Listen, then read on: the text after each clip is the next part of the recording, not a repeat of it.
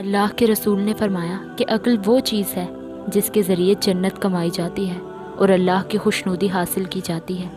آپ نے فرمایا جب کوئی شخص پسندیدہ حالت میں تمہارے پاس پہنچے تو تم اس کی عقل کی خوبی دیکھو، کیونکہ اس کی یہ پسندیدہ حالت میں اس کی عقل کی بدولت ہے۔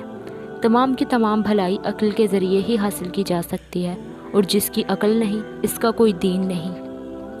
آپ نے فرمایا کہ خداوند عالم نے عقل کو 3 حصوں میں تقسیم کیا ہے، جس میں یہ تینوں چیزیں ہوں اس کی عقل کامل ہے، اور جس میں نہ ہوں اس کی عقل ہی نہیں۔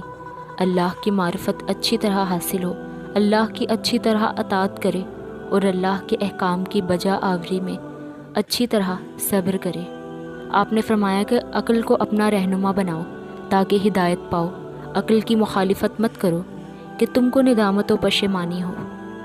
عقل سے بڑھ کر کوئی مال فائدہ مند نہیں۔